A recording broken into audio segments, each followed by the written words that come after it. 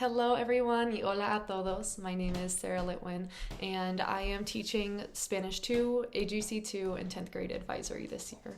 I am also out on the field, assistant coaching soccer, girls soccer for the JV and JV2 teams. Just a little background information on me so I can introduce myself to you. I'm from Oregon, raised in the area. I grew up in Salem, and I've been around the Portland area my entire life. I went to Oregon State University, where I got my degrees in Spanish and in education, and my previous experience is within a middle school. I taught social studies and Spanish, and I also have experience working with elementary school kids. This is my first year at Mountainside, and I am super excited to be here. I'm teaching the two subjects that I love, and I'm working with some super amazing students. And just these past 3 weeks that we've had with students, I've had the chance to talk with all of them, and they are super bright, and they've had some amazing conversations, and I'm just super excited about the year we have ahead. A few things that I would like to share with you about my classroom, because they might be good to know. For both classes, we follow the MYP rubrics. So that means for both Spanish 2 and for AGC 2, there's 4 rubrics that they follow. Assessments will always fall under at least one, maybe 1, 2, or 3 of those rubrics. And there will be multiple assessments throughout the year that test on that rubric. So they have multiple opportunities to show proficiency and mastery of that rubric. I really want to encourage all of my students, regardless of the subject, to advocate for themselves. One of my really big goals for all of them this year is to learn to advocate for themselves and find their voice and use it to communicate their needs with me and with other people around them.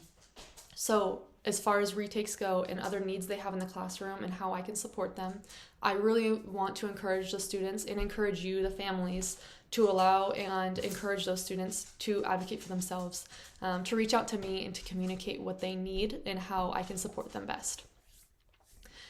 Looking at the content we're going into for both subjects, for Spanish, we are continuing to talk about the world around us. So we're looking at things like family and food and other things that are important to our students that they want to talk about.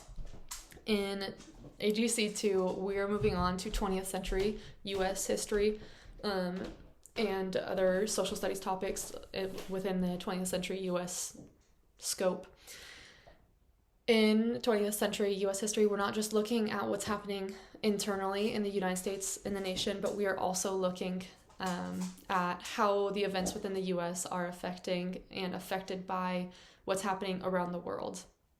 I really want to push the students to become stronger critical thinkers this year, and I will be doing that hopefully every day. I want to push them to think a little bit more critically about what we're studying and about the world around them.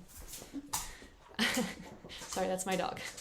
As far as reaching me and the best way to contact me, I am available by email and by Parent Square. Parent Square is the new communication method we're trying out this year.